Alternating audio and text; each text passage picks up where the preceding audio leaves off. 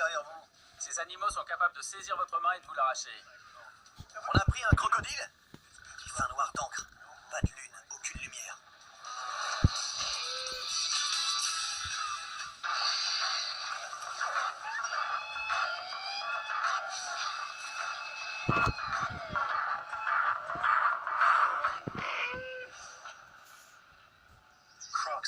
Sur la liste des animaux mangeurs d'hommes, les crocodiles arrivent tout en haut.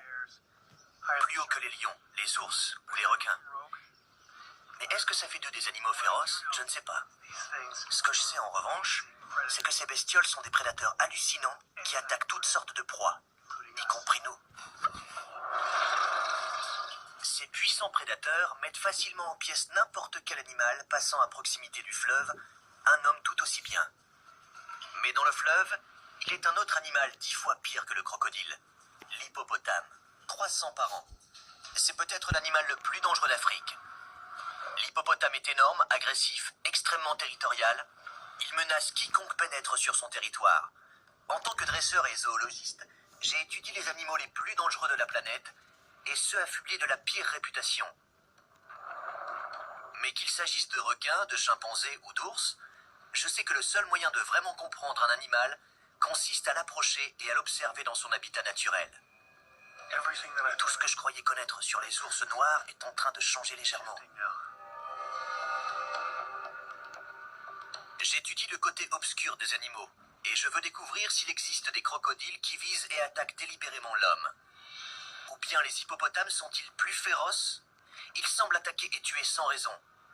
Pour découvrir lequel constitue la plus grosse menace, j'irai d'Afrique du Sud en Zambie, sur les lieux des attaques les plus terribles, où je ferai une approche de nuit dans un fleuve plein de dangereux hippopotames et de crocodiles.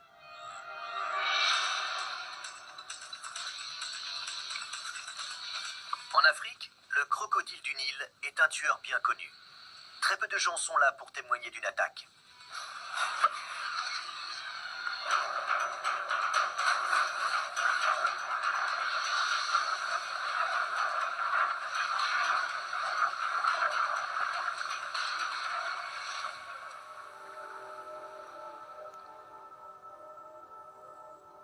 Tutuka a eu la chance de s'en tirer, avec des cicatrices en souvenir. Une nuit, alors qu'il pêchait dans le fleuve, un crocodile s'est pris dans son filet et l'a attaqué.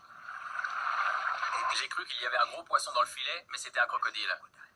Vous êtes allé vers le filet? Ouais. Avec le crocodile, pensant que c'était un poisson. C'est cela, il m'a mordu, on voit une grosse cicatrice. Et là aussi, vous m'avez dit. Oui, aussi. C'est profond.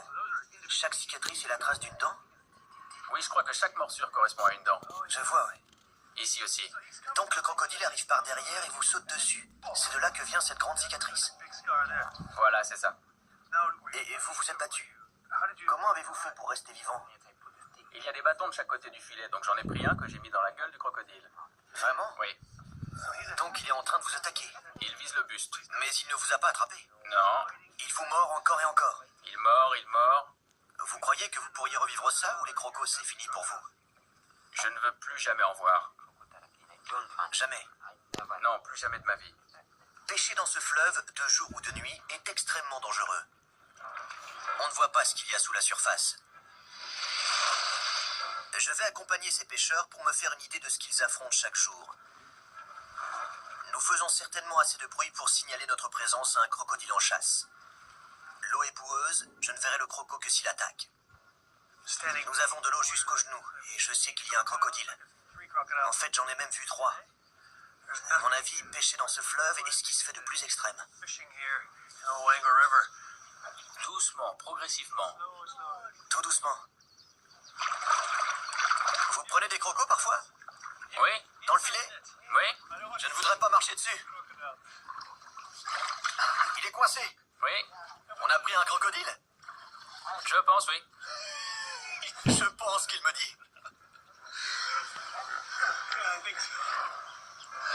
Un crocodile s'est pris dans le filet. Les pêcheurs doivent donc s'avancer dans le fleuve pour le soulever et libérer le crocodile. Une manœuvre dangereuse. Chaque jour, ces hommes doivent nourrir leur famille. Ils n'ont pas d'autre choix que de pêcher dans ce fleuve. Les crocodiles aussi doivent manger. Ils chassent donc la même proie au même endroit, sauf que l'homme peut également devenir une proie. sa vie face à un crocodile pour un poisson. Quand un prédateur de cette taille et l'homme entrent en contact, c'est l'homme qui perd. C'est valable dans tous les fleuves où vivent des crocodiles. Voici le célèbre crocodile du Nil mangeur d'hommes, plus grand prédateur d'Afrique, mesurant jusqu'à 5 mètres de long, pesant jusqu'à 800 kilos et pouvant vivre 50 ans. Ce reptile à sang froid est apparu pendant le Jurassique, et des millions d'années d'évolution ont fait de lui le parfait chasseur à l'affût. Il est doté d'une ouïe et d'une vue exceptionnelles, ainsi que des dents irrégulières dépassant de puissantes mâchoires. Il peut rester patiemment plus de 2 heures sous l'eau avant d'attaquer. Il peut survivre 1 an sans manger, mais quand il mange, il peut dévorer la moitié de son poids.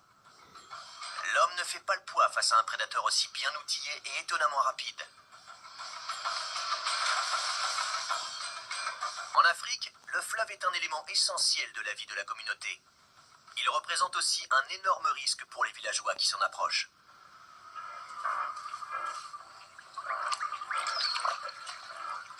Cela semble insensé de venir sur le principal territoire de chasse du plus grand prédateur d'Afrique.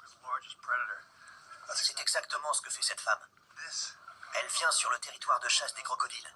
Il y en a en ce moment. Oui, mais nous faisons beaucoup de bruit. Florina se rend au fleuve tous les jours. Une fois, elle a été témoin d'une attaque épouvantable. Elle lavait du linge au bord du fleuve, un enfant de 4 ans à ses côtés. Soudain, un énorme crocodile a surgi hors de l'eau, saisit le garçon et l'a mangé. Le crocodile s'est approché, mais vous ne l'avez pas vu? Non, je ne l'ai pas vu. Vous étiez en train de laver du linge? Il est arrivé par là et a pris l'enfant. Vous ne pouviez rien faire. Quand les crocodiles entendent du bruit, ils viennent. Le plus terrifiant avec les crocodiles, c'est que quand on voit ce qu'ils s'apprêtent à faire, il est trop tard. J'ai l'habitude d'étudier les animaux en observant leur comportement. Dans le cas des crocodiles, j'ai besoin de voir ce qu'ils font sous l'eau. Normalement, c'est une chose impossible. C'est trop dangereux et l'eau du fleuve est trouble. Je les observerai donc à la ferme Congo Wildlife, séparés de 2 crocodiles affamés par une simple cage. Il faut garder à l'esprit que ces animaux sont capables de saisir votre main et de vous l'arracher si elle dépasse de la cage. Ils ne lâcheront prise qu'au moment où votre bras ou votre main se sera détaché. Il faut comprendre que pour eux, il s'agit d'un morceau de viande obtenu difficilement. Il m'est déjà arrivé de plonger dans une cage. C'était avec de grands requins blancs. La situation était la même. J'étais à la fois curieux et nerveux. C'est à peu près la même chose aujourd'hui. Si ce n'est que je vais leur donner à manger, il faudra donc que je sois un peu plus attentif qu'avec les grands requins blancs. Ici, les crocodiles évoluent dans une eau claire. C'est inhabituel, mais c'est la chance pour moi de les approcher comme personne ne se risquerait à le faire sur leur territoire. C'est l'occasion de sentir leur puissance.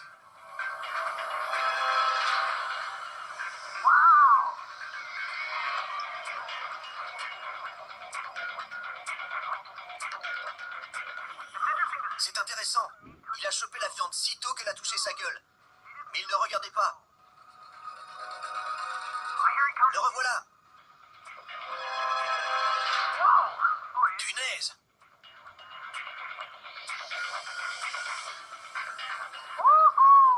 Ils sont vraiment énormes. Ils font le tour de la cage pour voir s'il n'y a pas un espace suffisamment grand par où attraper la grosse récompense qui se trouve à l'intérieur. Ils sont superbes.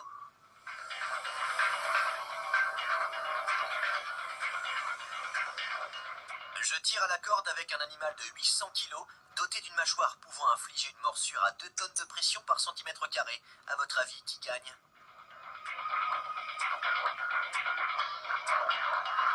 Concentré sur ma rencontre, je n'ai pas remarqué que l'autre crocodile s'approchait sans bruit, jusqu'à ce que je le sente essayer de me manger un morceau de coude. On est toujours surpris par leur puissance. Ils sont passés à ça de ma main, et le plus grand a commencé à mordre la cage. Ce qui m'a le plus choqué, c'est leur taille. Quand on se retrouve sous l'eau avec une de ces bestioles, on se rend compte qu'elles sont immenses. Ils font sensiblement la même taille que l'ours polaire, et ils sont aussi puissants. On s'en rend bien compte quand on les voit se déplacer. On n'a donc aucune chance de réchapper d'une attaque sous-marine. Je veux découvrir ce qui se passe à terre, là où les attaques d'hommes sont les plus nombreuses.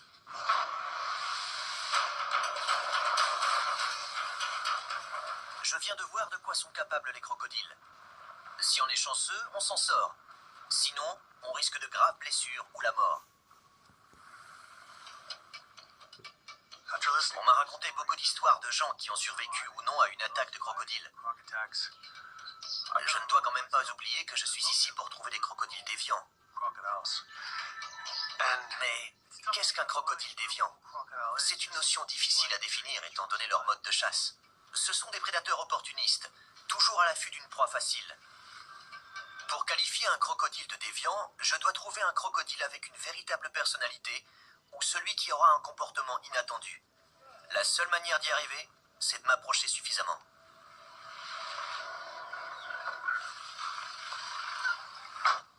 Je suis ici pour rencontrer le spécialiste local.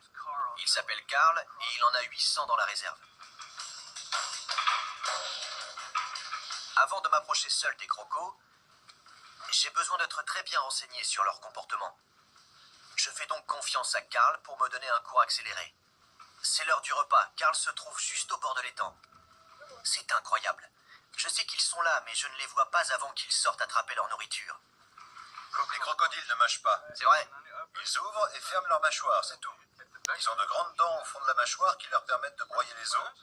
Ils les brisent en petits morceaux dans leur gueule et pour finir, ils avalent. Vous voyez, il n'y a pas d'os dans cette viande. En effet. Donc ils l'avalent d'un coup. Viens là! Viens là, mon grand! En résumé, le plus grand dit aux autres qu'il ne veut pas qu'ils mangent. C'est cela. Il domine les autres. Comment dire?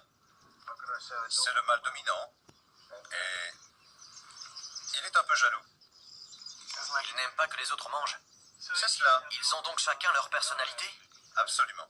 Vous avez déjà rencontré des crocodiles qui, une fois devenus adultes, et bien qu'habitués à l'homme, décident tout à coup de se mettre à les manger? C'est bien. Sale bête. Écoutez, on ne peut pas dire qu'un crocodile est dompté. On ne les dompte pas. Ils s'habituent à nous. Et si on s'approche trop près, ils essaient de nous mordre. Gardez un œil sur le crocodile derrière vous. Ils sont habitués à moi parce que je suis là tous les jours. Oui, En captivité, avec mes crocos, très bien. Mais je ne ferai pas ça dans une autre ferme. d'accord. Je ne le ferai pas parce que je ne connaîtrai pas les animaux et leur personnalité. En pleine nature, ça peut être très dangereux. Ils peuvent faire des bonds aussi longs qu'eux. Ils sont très rapides.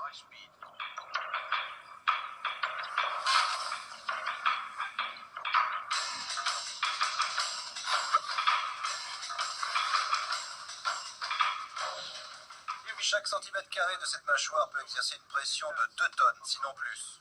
Que fait-elle? Elle essaie de mordre? Non, elle veut juste vous prévenir de reculer. Je veux savoir quelle est ma zone de sécurité, pour me placer dans un endroit où je pourrais les regarder sans danger. N'allez pas dans les eaux peu profondes, c'est très important. Les crocodiles avancent dans la boue et s'immobilisent. Ils laissent l'eau les recouvrir, et même si elle est claire, on ne les voit pas. Il leur suffit de descendre sous la surface, sachant qu'ils peuvent rester immergés 2 heures et demie en étant complètement immobiles. Et quand vous allez dans l'eau, là, le crocodile vous attrape. Il n'est pas facile de s'approcher d'un crocodile. C'est un animal très nerveux. Pour y parvenir, Karl m'a fait avancer aussi près du sol et silencieusement que possible. Il faudra que je m'en souvienne quand je serai seul sur le fleuve au crocodile. Je vais avancer vers sa queue et vous montrer jusqu'où je peux aller. Vous voyez, c'est sans danger. Encore, encore. Là. Encore. Là, regardez, elle tourne sur elle-même. Elle va continuer à avancer lentement. Bien, À cette distance, il n'y a aucun risque. Parce que son cou n'est pas assez long, tout simplement. je vois. Elle va retourner dans l'eau tout doucement. Regardez, elle ouvre sa gueule. Elle montre juste qu'il faut reculer un peu. Là, elle est tranquille. Je vais m'approcher et elle va cligner des yeux. Oui.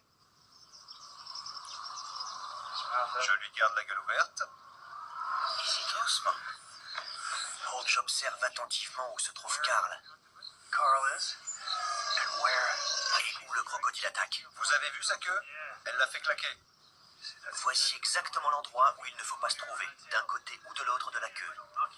La queue ne vous tuera pas, mais elle vous assommera. Et les dents, Sinon, elles vous tueront. Elle retourne dans l'eau. Voilà, elle s'en va.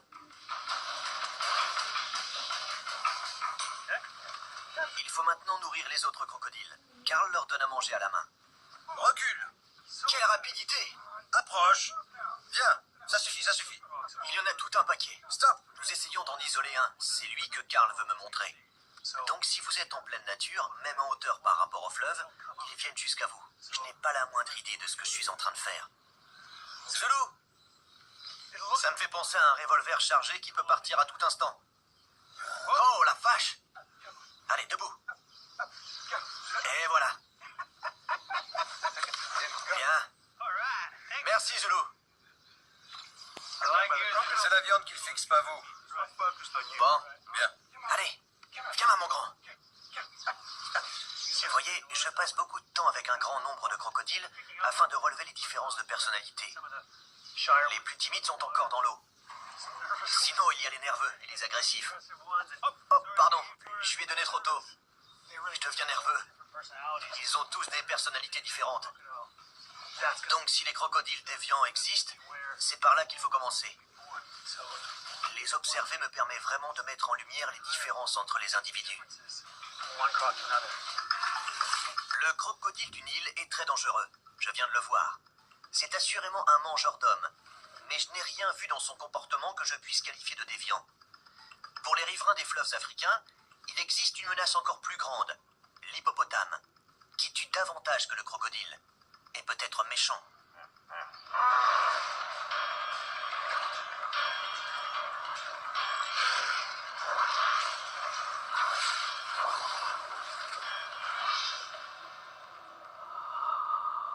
Juste à la nuit tombée, un hippopotame a attaqué 5 pêcheurs dans leur bateau. 2 ont péri noyés. Clément a survécu. Mervyn, un ami, se trouve actuellement avec lui. Clément a assisté à la disparition de ses 2 amis. Ils sont 3 à avoir survécu. Et j'aimerais entendre toute l'histoire, mais il ne parle que le Zoulou. Heureusement, Mervyn connaît cette langue. Il va donc recueillir son récit. Tous les 5 sont montés dans leur bateau à la tombée de la nuit. Ils connaissent bien le fleuve? Ils savent qu'il abrite beaucoup d'hippopotames, que ce sont des animaux dangereux, mais cette nuit-là, ils ont pris le risque. Soudain, ils en ont entendu un qui les a totalement surpris. Il a émergé de l'eau, a ouvert sa gueule et il a soufflé comme une baleine. D'accord. En même temps, il a touché le bateau, qui s'est renversé, et tous se sont retrouvés à l'eau. Ils se sont appelés les uns les autres, ont essayé de regagner la rive, mais malheureusement 2 ont péri parce qu'ils ne savaient pas nager. Voilà. Ça s'est passé récemment? Ça fait environ 5 semaines. C'est affreux. C'est fini pour lui? Ou retournera-t-il sur le fleuve un jour? C'est terminé. Il dit que pour rien au monde, de nuit, il ne retournera sur ce fleuve. On ne sait pas s'il s'agit d'un accident ou d'une attaque délibérée. C'est en tout cas typique des 300 morts provoquées par les hippopotames chaque année. Ce sont des animaux végétariens. Ils n'attaquent donc pas l'homme pour le manger. Mais une bête de cette taille peut causer de sérieuses blessures. Un hippopotame adulte peut peser jusqu'à 3 tonnes et demie, l'équivalent de 2 camionnettes. Comme le crocodile, sa mâchoire exerce une pression de 2 tonnes au centimètre carré, contre moins de 500 kilos pour le lion, qui semble du coup ridicule. En outre, il peut ouvrir sa gueule à 150 degrés, assez pour sectionner une petite embarcation. L'hippopotame est un animal social qui passe ses journées dans les eaux stagnantes et fraîches des fleuves, aggloméré en groupes de plusieurs centaines d'individus. Il peut aussi se montrer extrêmement agressif envers un congénère ou envers l'homme. Ils se nourrissent la nuit, délaissant la sécurité du fleuve pour aller ingérer jusqu'à 45 kilos d'herbe d'un coup. Aussi gros soit-il, l'hippopotame est rapide. Il atteint facilement la vitesse de 40 km/h. Il est donc aussi dangereux sur terre que dans l'eau. Ertis Rom capture les hippopotames déviants, c'est son métier. Il sait de quoi ces monstres sont capables. Qu'est-ce qui rend un hippopotame dangereux pour l'homme? Si on regarde la taille de la tête d'un hippopotame ainsi que celle des muscles de sa mâchoire et les dents immenses qui s'y trouvent, On imagine facilement le genre de blessures qu'elles peuvent causer si elles se plantent dans la chair. Quand ils ouvrent la gueule, ils ne sont pas forcément en train de bâiller. Normalement, c'est le signe qu'on est trop proche. Si un homme se trouve entre une femelle et son petit, la situation est assurément dangereuse. Ils sont totalement imprévisibles. Un hippopotame se déplace aussi bien sur terre que dans l'eau, ce qui ne laisse aucune chance à sa victime. S'il décide de vous attraper, il vous aura, que ce soit sur terre ou dans l'eau. Peu importe.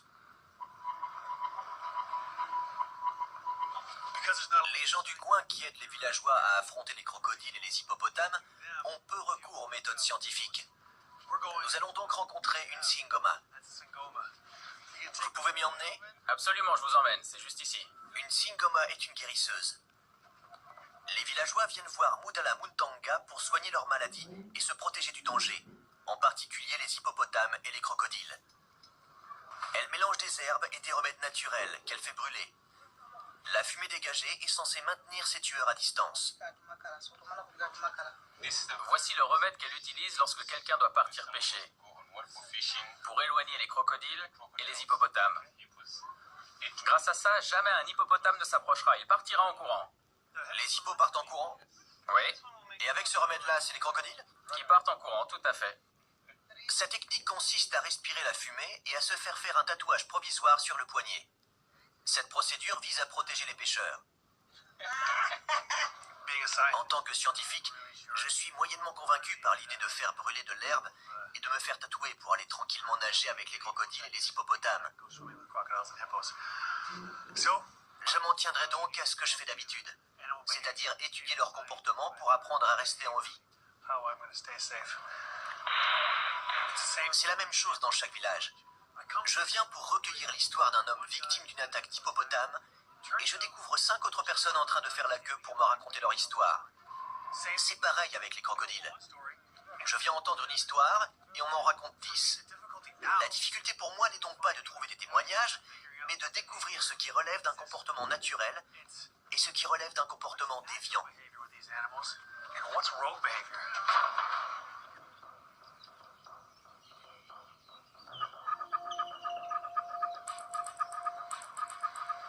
Quand on regarde ces hippopotames, on a du mal à croire qu'ils tuent davantage que tout autre animal en Afrique.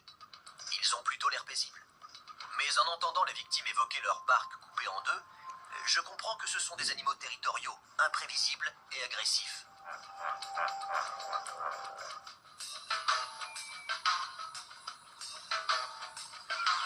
Normalement, en Afrique, se baigner avec un hippopotame n'est pas une bonne idée.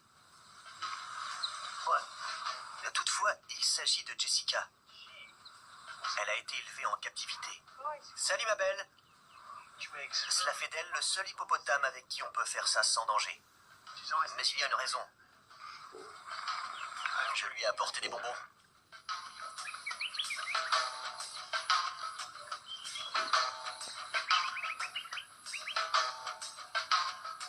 Jessica a 6 ans et demi. Elle est à l'aise avec les hommes, car elle a été élevée dans cette ferme depuis qu'elle est tout bébé. Voici un véritable signe d'intelligence. Un hippopotame ne connaît rien aux poignées de porte. Mais elle a vu suffisamment de gens s'en servir pour voir comment ça marche. Elle sait donc ouvrir et pousser une porte. Tu veux entrer? Elle pèse près de 900 kilos et son poids va doubler quand elle sera adulte. Vous avez élevé cet hippopotame comme on élève un chien ou y a-t-il des différences? Fondamentalement, les règles sont les mêmes pour un hippopotame ou tout autre animal, excepté le fait qu'elle a besoin d'aller à l'eau de temps en temps. Les 3 premières années de sa vie, on l'a fait dormir dans la maison à cause des crocodiles. Il y en a beaucoup par ici. À partir du moment où elle a été capable de se défendre toute seule, on l'a laissée dormir dans la véranda avec les chiens. Comme ça, elle peut descendre au fleuve quand elle veut.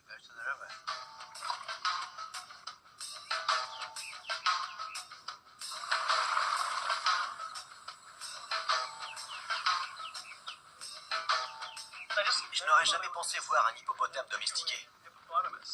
Je n'ai jamais entendu parler d'un hippopotame avec lequel on puisse interagir ainsi, qu'on puisse toucher. Quand il mange, ses lèvres fonctionnent comme des tondeuses en action. S'il lui prenait l'envie maintenant, si je ne lui donnais pas assez de gâteau, elle pourrait me couper en deux. Ces grandes défenses qu'on voit sur la mâchoire inférieure servent quand deux hippopotames se battent pour un territoire ou bien quand ils se sentent menacés et cherchent à se défendre. Ce sont ces dents-là qui infligent les blessures. Ce sont elles qu'ils utilisent quand ils deviennent agressifs. Un adulte a des dents plus grandes que celles de Jessica. De véritables armes, comme ceci, équipent leur immense crâne. Chaque minute d'observation passée à ses côtés va m'aider quand je serai en pleine nature à essayer d'observer des hippopotames sauvages dans leur environnement naturel.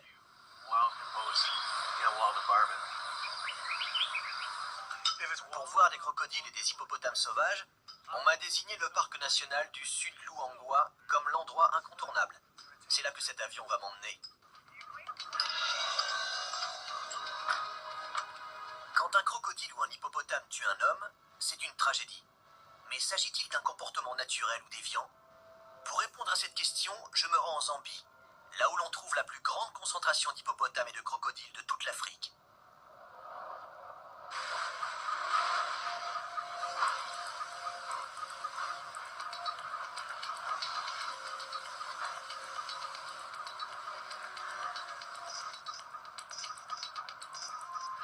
Je ne sais pas si vous le voyez, mais il y a un crocodile sur les rochers. Et un groupe d'hippopotames se tient sur la droite. Cela représente un double danger. Deux risques de ne pas sortir de ce fleuve vivant. Quand un pêcheur vient ici, les hippopotames prennent le bateau et les crocodiles le pêcheur. La plupart des gens d'ici ont besoin de la pêche pour nourrir leur famille. Le risque passe donc au second plan. S'ils ne pêchent pas, ils ne mangent pas. Je trouve incroyable la manière dont ils semblent ignorer le danger qui les entoure. Des crocodiles à leurs pieds et des hippopotames tout près de la rive. Ces hippopotames dispersent leurs excréments, de l'herbe partiellement digérée, qui constitue une source de nourriture très riche pour les poissons.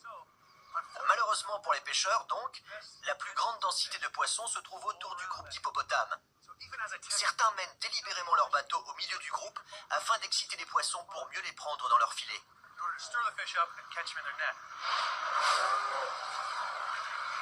Regardez comment il s'y prend. Le gros hippo s'est relevé et a montré les dents. Il a l'air de dire « Va-t'en !» Regardez ça. Franchement, si j'étais sur le bateau, je serais en train de pleurer. Ils ressemblent à des bergers conduisant leur troupeau d'un côté ou de l'autre du fleuve, suivant l'endroit où ils pensent pouvoir trouver du poisson. Si je veux m'approcher assez près de ces animaux pour établir le contact, je dois aller là où ces pêcheurs vont. L'un d'entre eux accepte de me prendre à bord de sa barque, si on peut appeler ça une barque. Il y a mieux comme objet flottant. Ce n'est qu'un tronc évidé.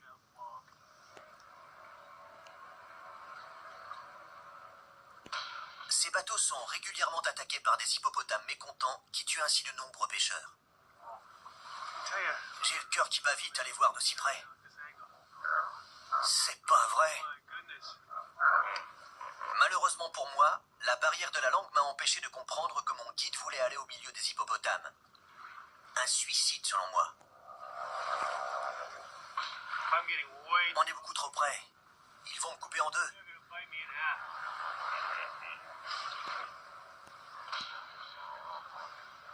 Selon moi, si on s'approche d'eux, ils attaqueront. Si on passe au-dessus d'eux, ils nous massacreront.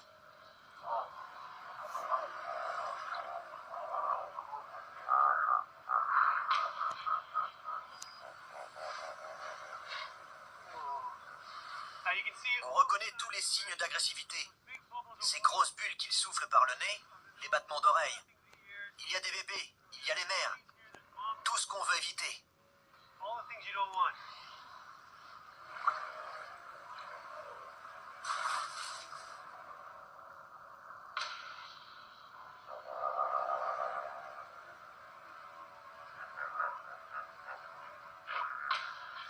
Quelqu'un va lui dire de faire demi-tour?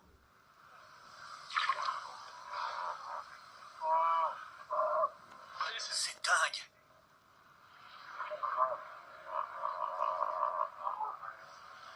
Je suis trop près. J'ai jamais fait un truc aussi bête de ma vie.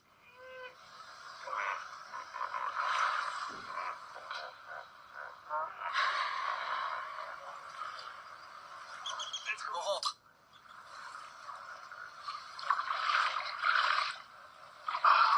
Sur la liste des 10 trucs les plus stupides que j'ai fait, celui-là arrive en tête. C'était éprouvant. Franchement, après avoir rencontré 100 personnes qui m'ont raconté l'histoire d'une barque de ce genre coupée en deux, je n'avais aucune envie d'y aller. Merci beaucoup. Merci beaucoup. Merci. Il est plus courageux que moi. Je ne recommencerai pas ça. Ces pêcheurs n'ont pas l'air de s'inquiéter du danger. La confiance avec laquelle ils avancent sur l'eau est vraiment étrange.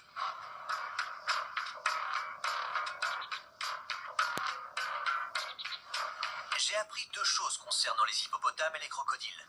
Ils partagent le même territoire et font des centaines de victimes chaque année. Mais sont-ils des animaux déviants? Est-ce que certains d'entre eux visent délibérément l'homme parce qu'ils ont un mauvais fond? On va m'accompagner le long d'un tronçon éloigné de la rivière Luangwa, où je passerai 24 heures à observer les animaux. En journée, j'aurai l'occasion de voir des groupes d'hippopotames dans l'eau, et je tenterai de m'approcher de gros crocodiles. Ce sera aussi l'occasion de tester le meilleur poste d'observation pour mon escapade nocturne. C'est la nuit que les hippopotames délaissent la sécurité de la rivière pour aller paître. Il devient donc le territoire exclusif des crocodiles. Ce créneau m'aidera à comprendre leur vraie nature, et peut-être verrai-je un comportement déviant. On peut toujours lire des tas de livres et parler à des tas de gens. À un moment vient l'heure de la rencontre. Il y a un important groupe d'hippopotames là-bas, particulièrement serrés les uns contre les autres en raison de la faible quantité d'eau. Quand il y a très peu d'eau, l'agressivité et les manifestations de nervosité augmentent. Je vais me placer au milieu d'eux. Si je m'y prends bien, en observant leur comportement, je devrais pouvoir m'approcher. Ils me verront, je les verrai, nous serons en interaction. Ce sera une belle journée dont nous profiterons tous. Comme vous le voyez, je suis en plein soleil. Et je dois marcher un peu pour trouver les hippopotames. Alors que je m'approche, je remarque qu'un individu, un seul, se redresse pour me faire face. Les autres se contentent de reculer. Mais beaucoup montrent les dents. C'est impressionnant. Regardez ce combat. S'il y a un déviant dans l'eau, ce sera un de ceux qui cherchent à se bagarrer. Ils sont couverts de blessures de guerre. Des entailles, des égratignures, ce genre de choses. On pourrait croire que ces blessures sont principalement causées par des prédateurs quand ils s'en vont paître, mais en réalité, elles proviennent de combats entre eux. Au sein de grands groupes très denses, chaque individu a son propre petit territoire, et celui qui pénètre sur le territoire d'un congénère reçoit un grand coup de dent dans le dos. Si l'un d'entre eux est méchant ou malveillant envers l'homme, il va avancer. J'aurai ma preuve d'un comportement déviant.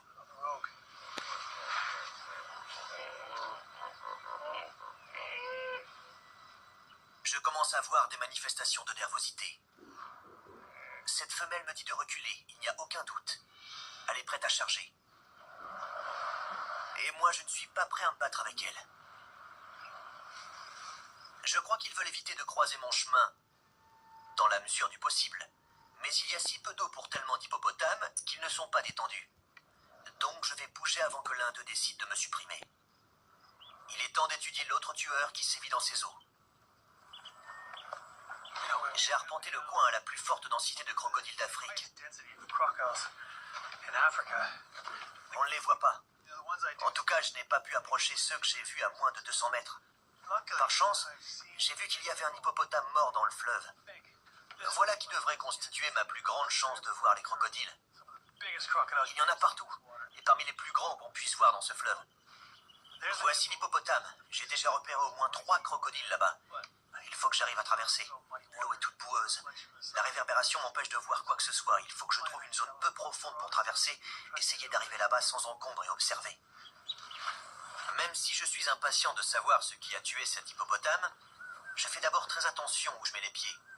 Karl m'a dit d'éviter les eaux peu profondes. Les crocodiles peuvent rester cachés plus de 2 heures dans la boue, juste sous la surface. Tiens, il y en a un ici. Maintenant, que dit le protocole quand on se trouve devant une charogne entourée de crocodiles? Je n'en ai aucune idée. Par contre, je fais très attention à la profondeur de l'eau, car je ne veux pas marcher sur un crocodile.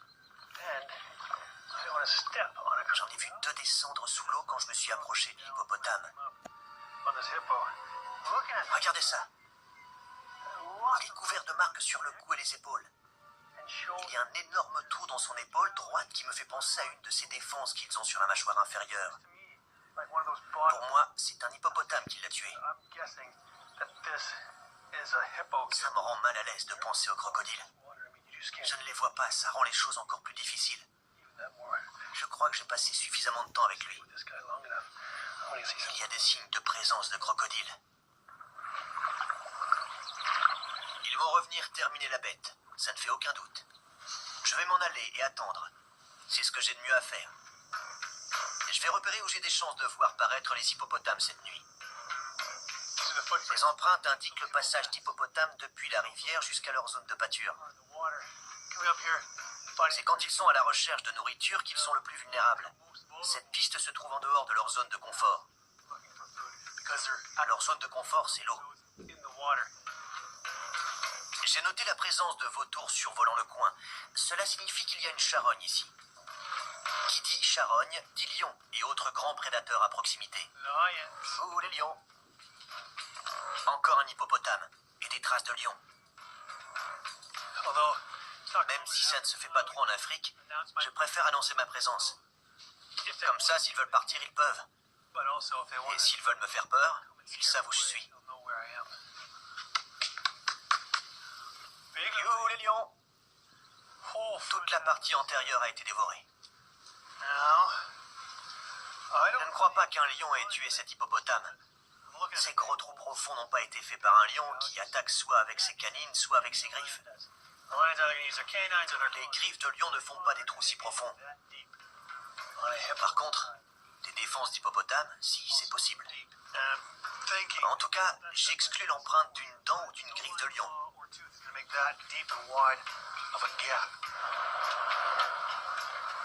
Je pense donc que cet hippopotame est mort au combat, puis qu'il a été mangé par des lions.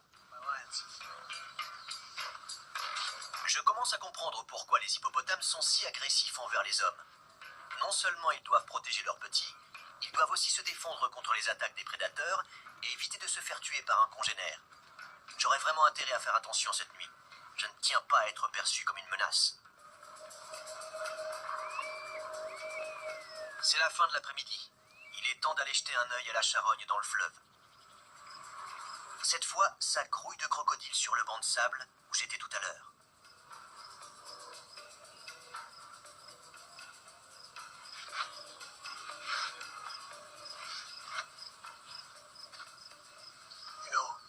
Quand je vois la taille des bestioles qui tournent actuellement autour de la charogne, je suis un peu saisi.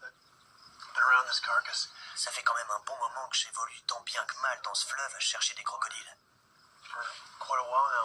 Et là, je vois leurs gros yeux, leurs naseaux. Et je repense à tout ce que tout le monde m'a raconté sur la taille des crocodiles dans le coin.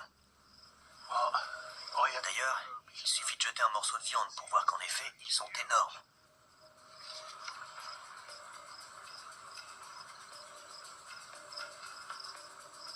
Mais comme je m'approche, les crocodiles se dispersent.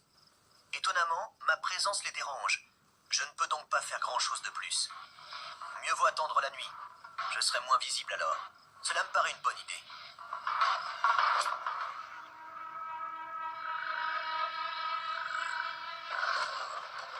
Voilà 12 heures que je suis en observation près de la rivière.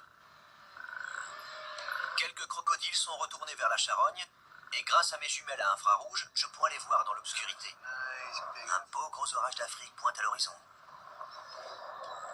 Il n'y a pas que les crocodiles dont il faut se méfier. Je peux facilement devenir une cible pour les hippopotames en train de paître et les lions qui dévorent la charogne. J'espère que même dans le noir, je vais retrouver la piste des hippopotames que j'ai repérée dans l'après-midi. Il fait un noir d'encre, je ne vois rien. Pas de lune, aucune lumière. C'est l'heure où les hippopotames sont sans doute les plus dangereux. En se rendant d'un village à un autre, les gens traversent la piste des hippopotames. Ces animaux aiment l'eau, c'est là qu'ils sont bien. Sur la terre ferme, ils ressentent le besoin de se protéger. Malheureusement, c'est là qu'ils trouvent à manger et qu'ils sont vulnérables aux prédateurs. Si je dois découvrir un hippopotame défiant, ce sera en pleine nuit. On ne voit rien. Mais avec ces jumelles infrarouges, Je vois une mère avec ses petits. Elle est sortie du fleuve pour paître. And she's out here trying to graze, but also Évidemment, elle essaie de protéger ses petits. her babies. À l'aveugle, on ne sait pas ce qu'il s'apprête à faire. I just hope that J'espère simplement ne pas rencontrer un lion I'm not gonna ou boat je ne sais quoi d'autre. lion or anything else. J'ai encore en mémoire l'état de la charogne déchiquetée par les lions. Alors quand je pense qu'il y en a peut-être ici en train de me regarder, je n'ai aucune envie non plus qu'un hippopotame me prenne pour un lion et se mette à me pourchasser. Cela dit, je ne saurais même pas à quelle vitesse il arrive.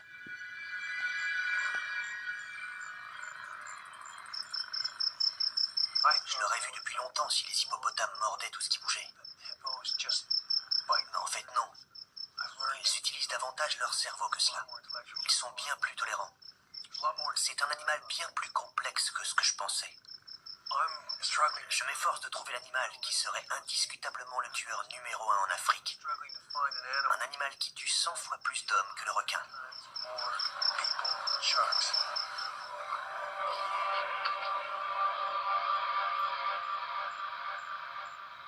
J'aurais peut-être plus de chances de trouver un crocodile déviant.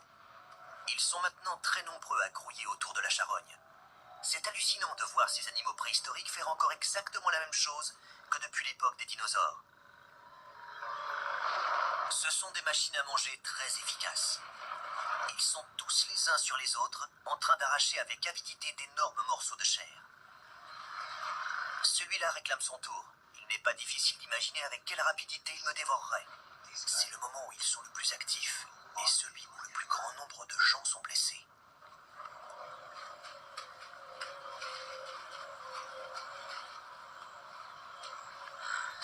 S'il ne s'agit pas du plus grand tueur d'Afrique, il s'agit en tout cas du plus grand prédateur en train de manger les restes du plus grand tueur. C'est la raison de ma présence ici. Voir des crocodiles et des hippopotames contre des hommes. It's croc, it's hippo versus human beings. Ils prennent leur nourriture là où elle est. Qu'ils trouvent un hippopotame mort ou bien un homme, s'il est assez près, le crocodile mordra. Il vous tuera et il vous mangera.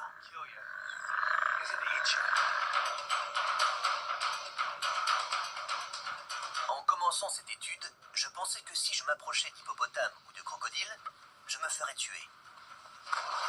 Les histoires qu'on m'a racontées confirment cette idée. Et dans certaines circonstances, ils ont effectivement tué des hommes. Mais sont-ils déviants pour autant? Concernant les hippopotames, j'ai enfreint toutes les règles de bonne conduite et n'ai pas vu d'agressivité. Je me suis approché d'eux au bord d'une rivière sans me faire attaquer.